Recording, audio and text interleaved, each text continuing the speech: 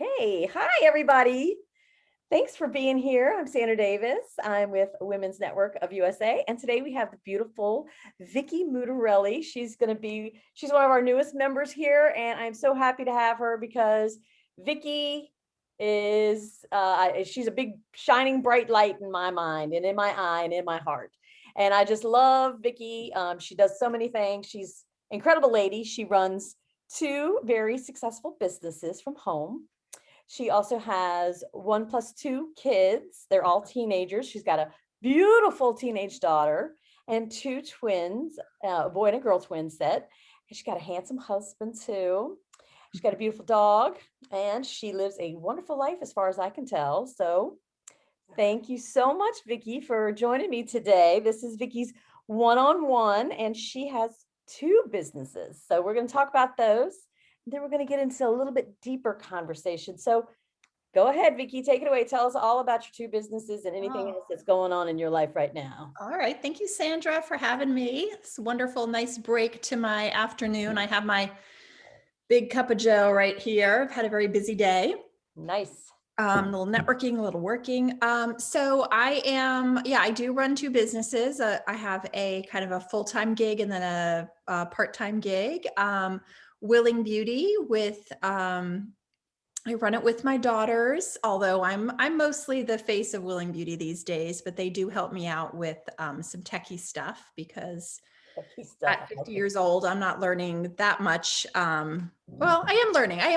I actually did my first reel the other day. So, but they help me out with that. So Willing Beauty is non-toxic skincare for adults and for teens. So we have anti-aging line for adults. We have acne care. We have just gentle care for your teens and tweens just to get them started on a good regimen, just good practices, taking care of the health of your skin.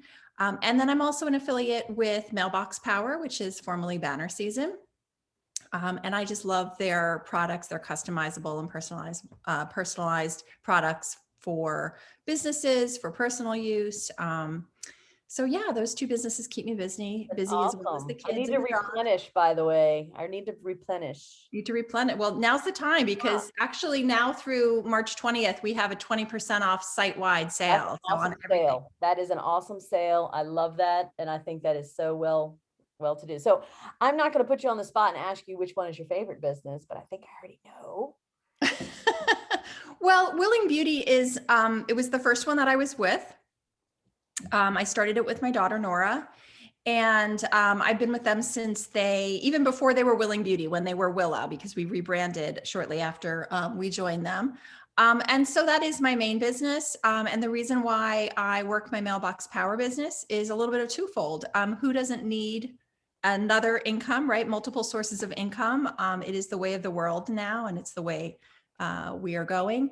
And when I saw the power that Mailbox Power had for my Willing Beauty business and how I could use it in my Willing Beauty business, right, I signed up as an affiliate because I knew that I wanted to share that with other people.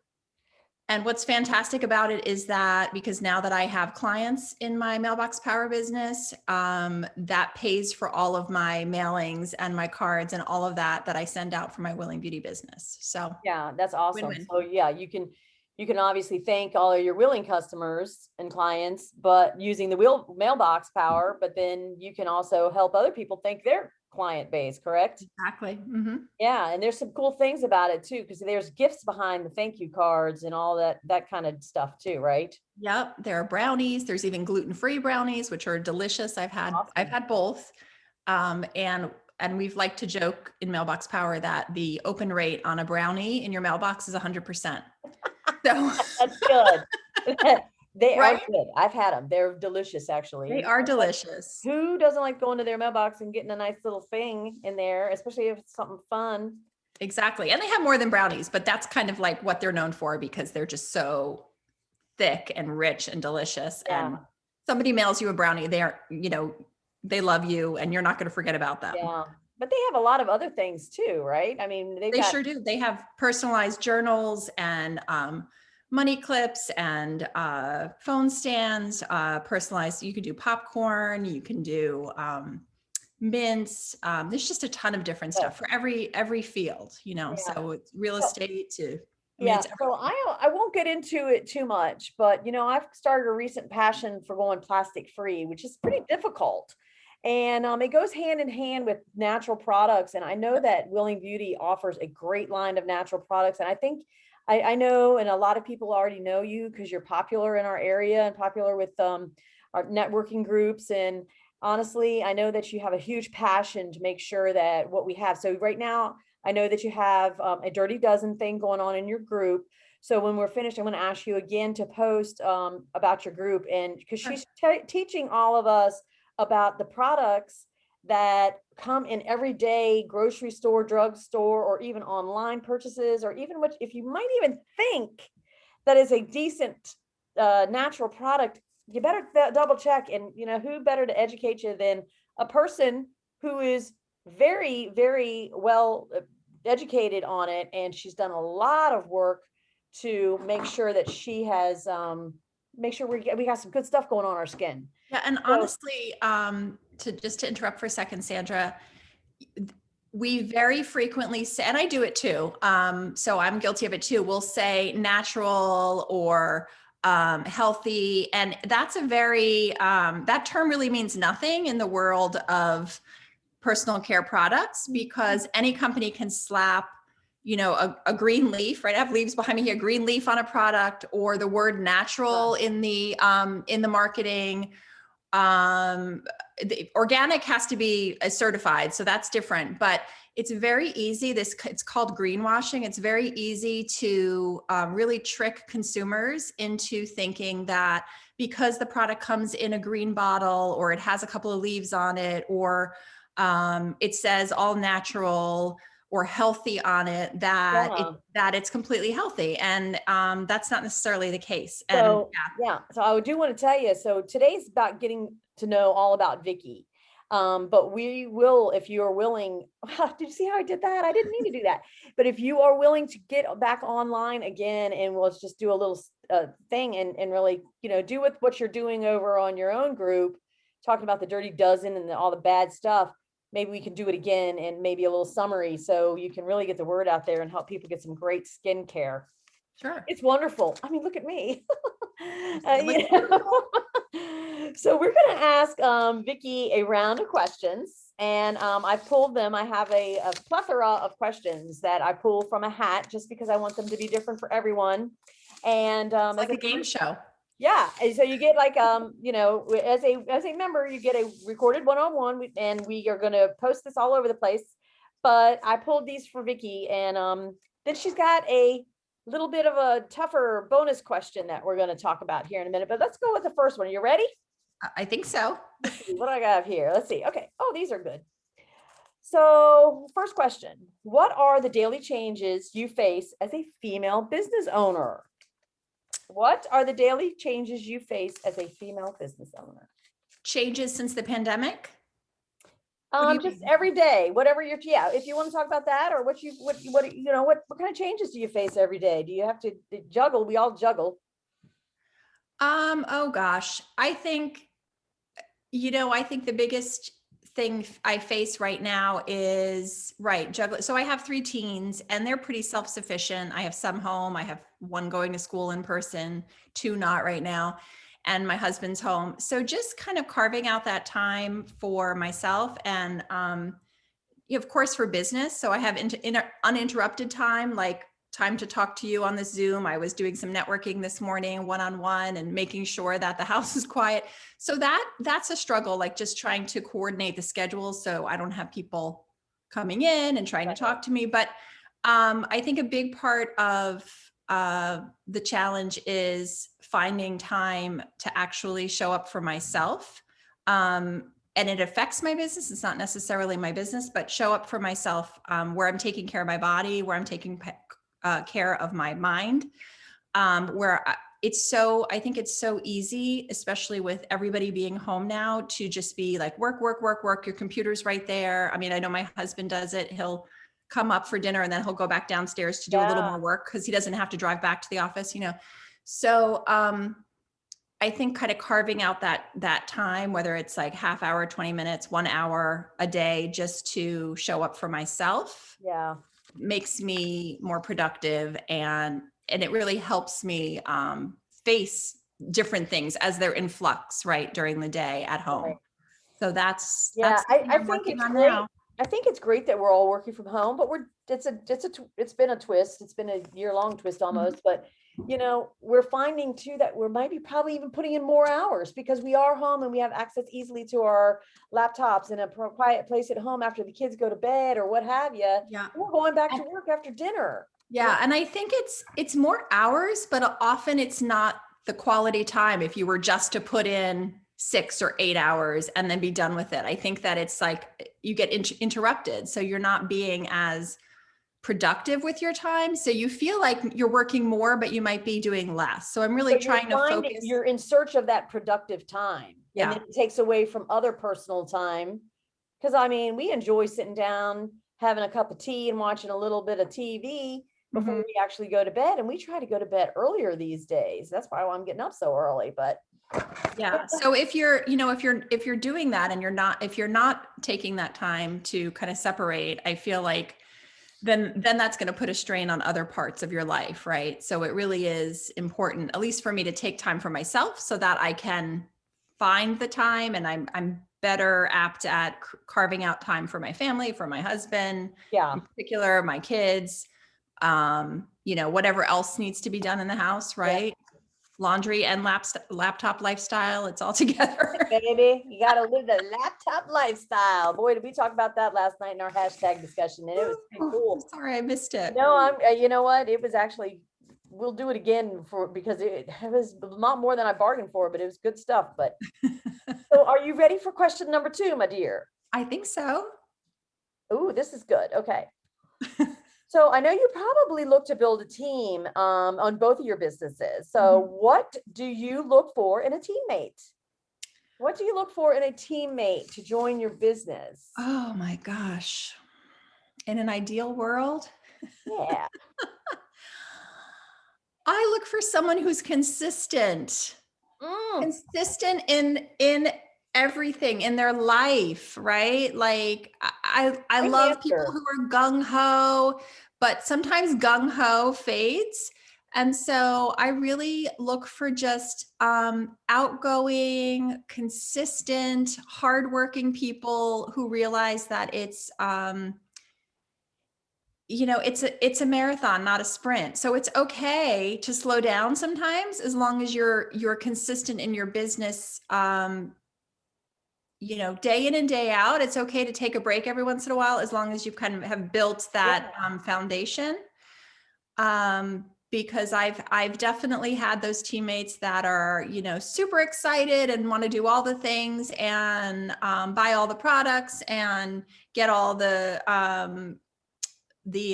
swag, and then a month later, they're not into it. Typical, So typical. Been there, done that. yeah, so it's not something that I can control, obviously. So I just hope that when I work with them as a leader, I kind of get that point across. And it's really not, and I want them to know that it's their business, not mine. So I'm not going to do it for them. I'll do what I can, and I will do everything I can to give them the best training and support that I have been Yeah. given. But it's ultimately their business, and they are the only ones who can make it successful. Yeah. That is you almost have to do your own personal interview because of what you said. They're gung ho at first, and then their meaning is well, though. Mhm. That people either one love the product so much they think, oh, I can offer this to everyone that I know, when that's not really what it takes. Mhm. So yeah, great answer. I loved it when you said consistency because Yeah, and that being said, I've definitely had people sign on who were, who weren't maybe what I thought was the ideal um, beauty advocate or recruit or whatever.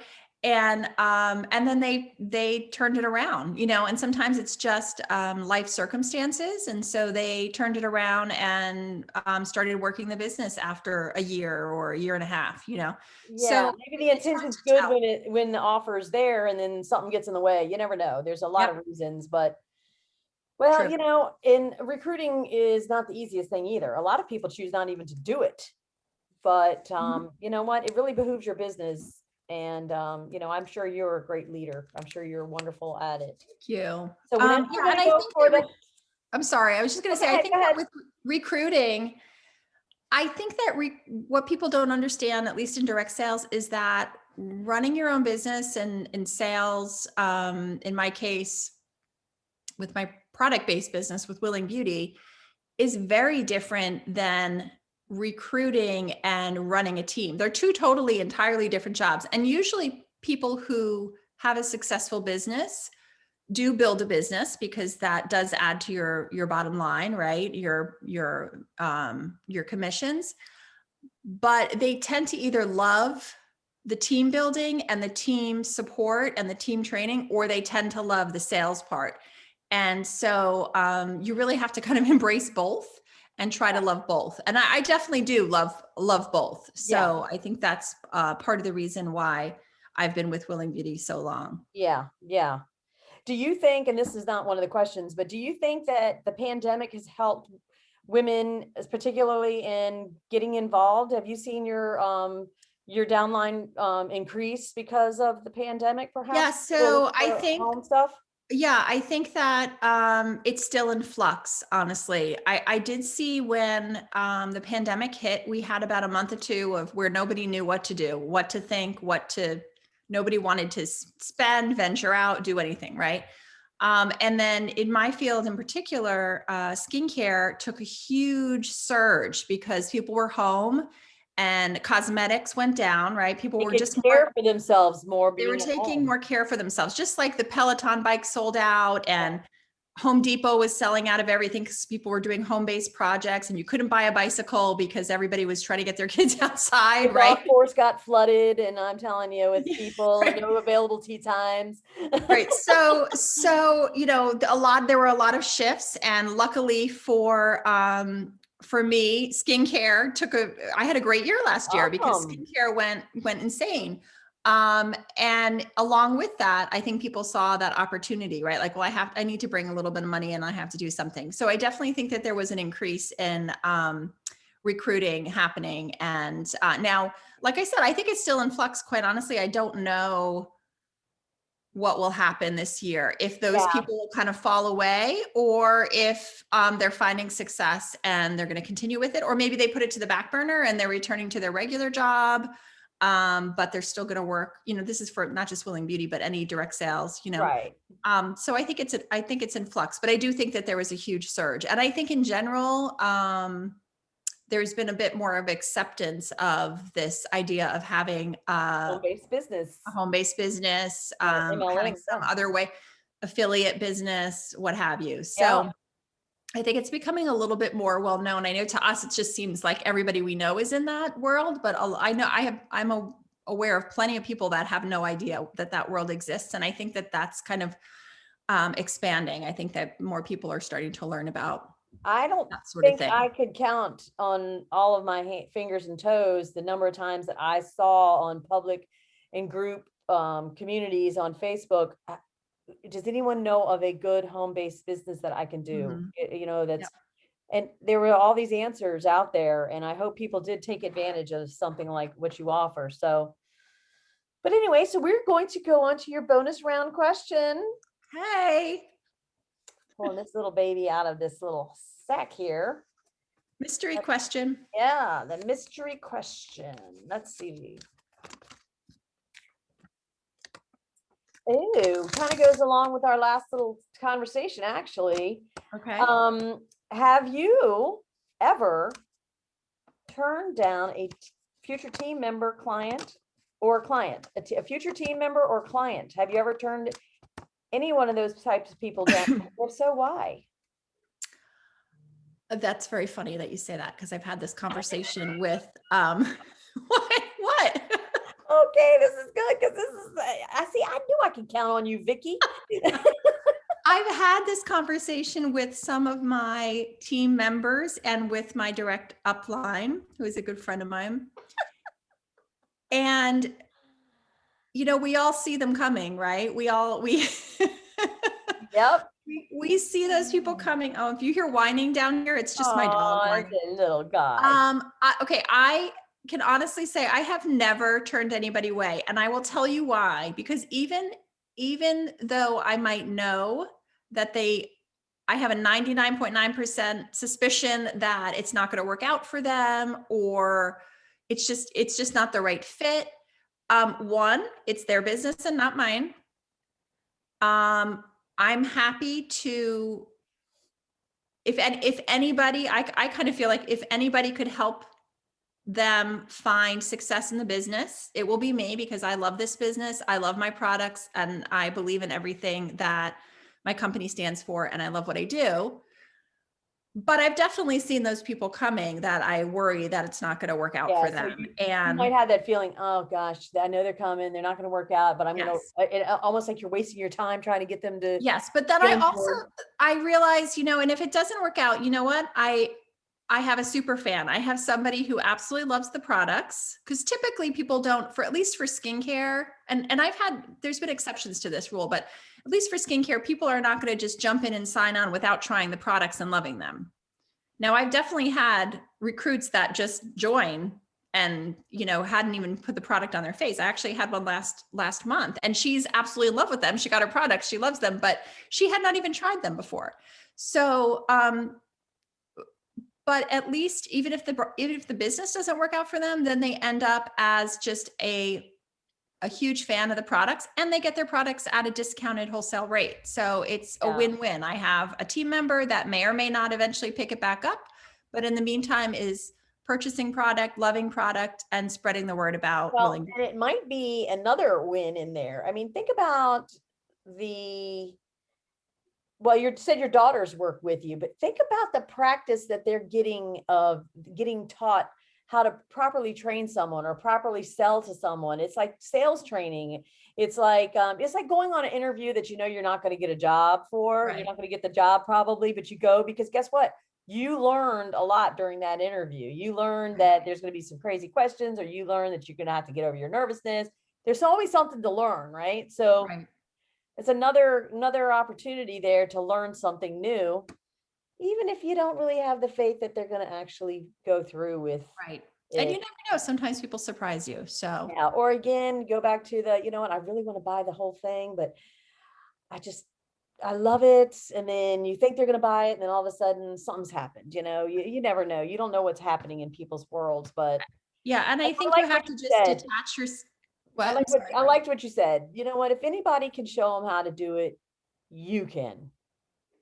And I think that, you also have to detach yourself from that outcome, right? Like, I'm only in control of what I'm offering to them, and what, in terms of the product and what training, what kind of commitment I can make to them. Mm-hmm. I'm not responsible for the outcome. So they're going to make the decision one way or the other. And that has nothing to do with me. And it hasn't, it's, you got to kind of remove the ego. Yeah. Well, that's a good point too. That's really good. But you did great on the questions. A lot of people don't, well, there wasn't a passing test, but you did amazing. Cash reward. Yeah. Moving his car out front. So anyhow, let me know this much. What do you have going on? What do you have going on coming up here in the next couple of months? So right now in my, you mentioned it at the beginning, right now in my private group called Beauty and Brains, I'm on actually day 2 of, I think it's going to be about a 2-week kind of deep dive into the Dirty Dozen. So the 12 most toxic, I mean, there's more than 12 most toxic ingredients in personal care products. So that's your cosmetics, it's not just skincare, cosmetics, skincare, body care, oral care, hair care. And those 12 toxic ingredients are 100% allowed in those products by the FDA, and the FDA only regulates 11, it only outlaws 11 ingredients. And the 12 you talk about are all acceptable.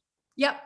Every one of them is allowed in your products, and most likely is in some of your products in your cabinet. So I'm kind of going through and talking about what they are, why they're toxic, and giving some education along the way, right? Like, so if you're putting a product on your body that has a toxic ingredient towards the top of the ingredient list, obviously that's going to be a bigger issue than if it's buried like 50th on the list, because we, just like in food labels, the thing that's most prominent, the ingredients that are most of highest percentage in your product are going to be at the top of the list. So I'm not just making blanket statements. I'm kind of giving some education behind that. But so going through those 12 products, how to identify them, because they come by different names. Just like the word sugar, they've got how many names for different names for the word sugar. Yep. So how to identify them and how to replace them and what you should look for instead. And then I'm also doing some giveaways. I've partnered with some friends in the cosmetics space, in the hair care space, in the oil space to do some giveaways. So I'll be giving away some Willing Beauty stuff, and I'll be giving away some other fantastic products that I know and I use and I love. And I'm just hoping to kind of shed some light on that. And whether it's Willing Beauty or another company, there are other companies out there. I mean, we're not the only one. There are some great companies that offer healthy, effective, and affordable alternatives. So, 10 years ago, it might've been a different story. You could find something that was really super healthy and good for your skin, but it didn't do anything. It didn't do what it claimed, or it cost you $100, and nobody needs to be paying $100 for an eye cream. So, but right now the industry's come a long, long way. So there's a lot of great stuff out there. You just need to know what to look for, what to pay for, what not to pay for, and how to get it, get the bad stuff out of your bathroom, because your body can't deal with that toxic burden. Yeah. Well, so all right, I got another bonus question for you. How many seconds does it take for, let's say, a face lotion to sink into your skin? You know this answer. I heard you say the answer. Now you might have to. So the average kind of accepted answer, because there's a lot of different studies, and so it kind of varies, but the quoted average is about 26 seconds for products to not just to absorb into your skin, but to actually go into your bloodstream, and you absorb 80% of what you put on your skin. Yeah. So, it is really crazy to think about. And some people don't think. Well, and it's not a problem if it goes inside of your skin, as long as it's good and healthy to go inside of your skin, right? And that's what we're putting it on for. Yes. What we're putting it on for. So it'll go in and it'll make me look all pretty and plump and no lines and all that jazz. But we want it to be good ingredients. Exactly. And many companies will actually use agents that help your skin absorb. So if they're using that agent on top of, parabens and phthalates and things that shouldn't be going in your skin, you're getting even more absorbed. So it's just something to think about. And people don't think about how it's affecting their body. If you have any kind of skin sensitivity, you get headaches. There's so many different things that these kind of chemicals can affect in your body in the short term and the long term. There've been a ton of, I'm talking about it in my group, but there's a ton of studies out there that will link these particular ingredients to, correlation to Alzheimer's, to cancers, to birth defects. So it's just not worth, it's just with a little bit of education. It's so worth just kind of going in and tweaking your medicine cabinet. It's not worth putting that on your body each and every day. And sunscreen is a whole other ball game, because that stuff you slather on, especially kids, you slather it on them like there's no tomorrow, every day, in and out of the pool in the summer, and their little bodies cannot handle it. We're really doing a disservice to our kids for putting on the sunscreens with all of these toxic chemicals. Yeah, gosh, it's really scary. Don't get me started, Sandra.